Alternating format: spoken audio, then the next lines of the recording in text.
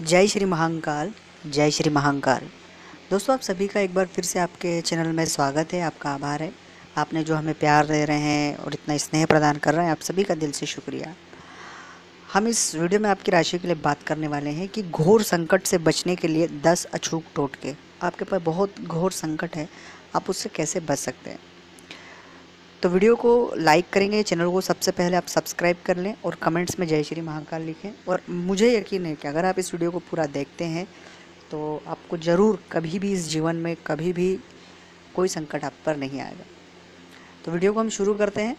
कुछ लोग पर अचानक कोई संकट आ जाता है तो कुछ लोगों पर सालों से संकटों का सामना कर रहे हैं। माना जाता है कि संकटों का कारण पितृदोष, शनि की 7.5 ग्रह नक्षत्रों के बुरे प्रभाव होते हैं।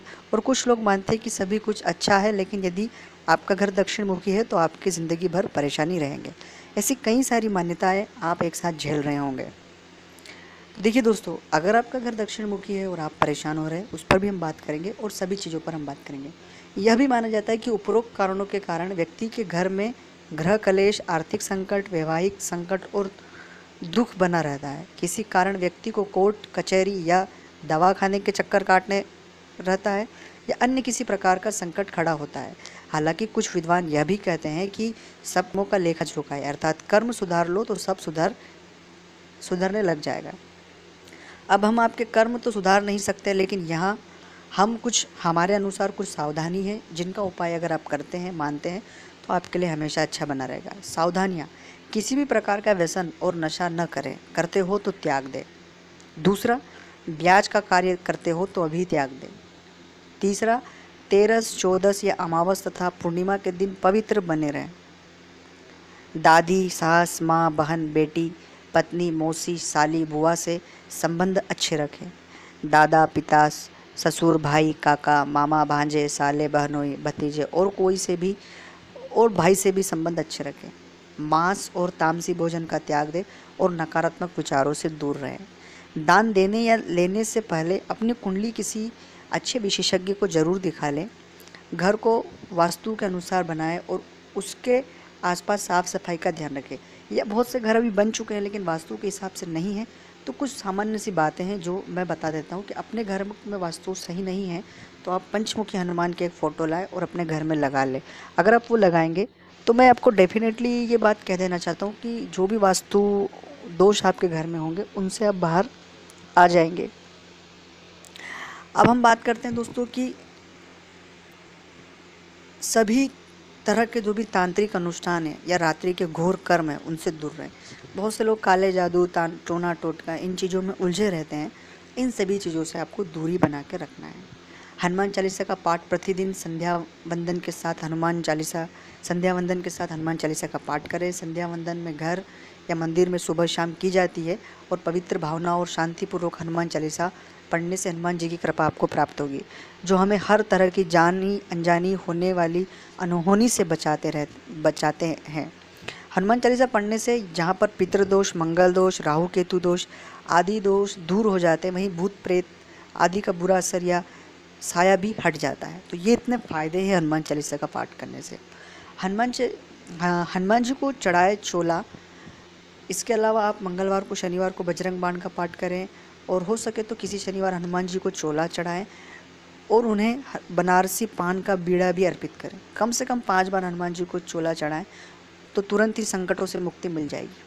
इसके अलावा प्रति मंगलवार या शनिवार बड़ के पत्ते पर आटे का दिया जलाकर उसे हनुमान जी के मंदिर में रख जाएं। ऐसा कम से कम 11 मंगलवार या शनिवार करें तो भी आपको बहुत फ़ायदा होगा। अब बात हम आगे के उपायों की करते हैं जिन पर आप जान पाएंगे। हाँ दोस्तों, अब अगर वीडियो थोड़ा लंबा हो रहा है लेकिन आपको बहुत अच्छी जानकारी इसमें मिल रही है तो आप चैनल को सब्सक्राइब करना मत भूलें, वीडियो को लाइक करें। अब हम बात करते हैं कि गाय, कुत्ते, चींटी, पक्षियों को भोजन खिलाते रहें। वृक्ष, चींटियाँ, पक्षी, गाय, कुत्ता, कौवा, असक्त मानव आदि प्राणियों को अन्न जल की व्यवस्था करने से इनकी हर तरह की दुआ मिलती है और इसे वेदों में पंचयज्ञ में से एक वेश यज्ञ कर्म कहा जाता है। यह सब बड़ा पुण्य माना गया है।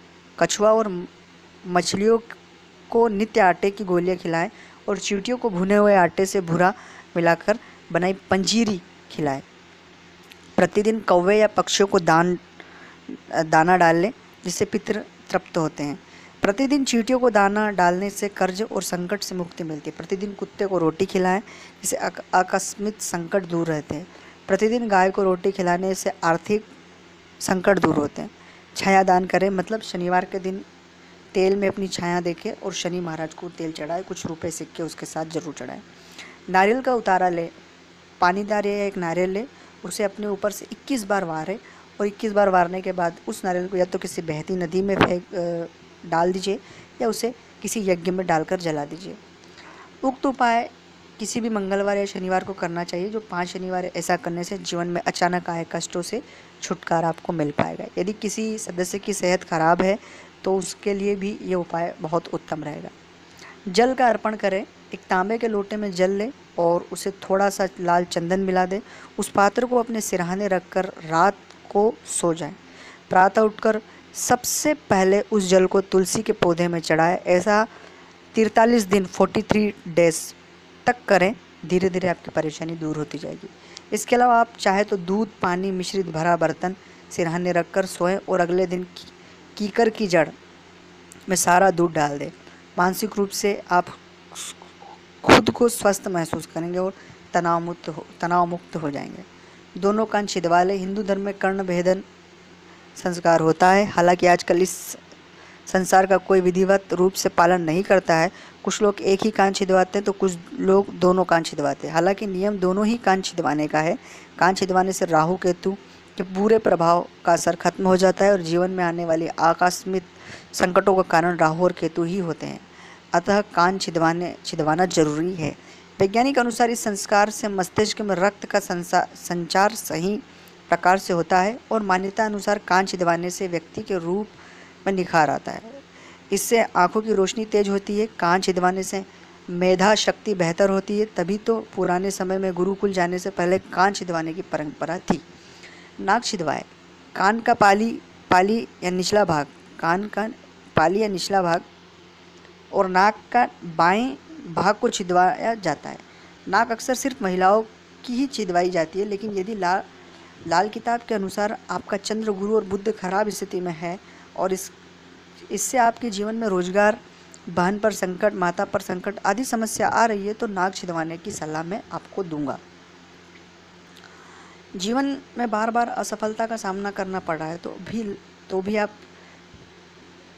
विशेषज्ञों की राय जो है वो मैं आपको बताता हूँ। पुरुष को भी एक बार नाक छिदवाकर उसे 43 दिन तक चांदी का तार डालकर रखना चाहिए। उससे उक्रो समस्या में राहत मिलती है। और हालांकि आप नाक छिदवाने में पहले अपनी कुंडली जरूर किसी विशेषज्ञ को दिखा दें। यह सावधानी बता दूं।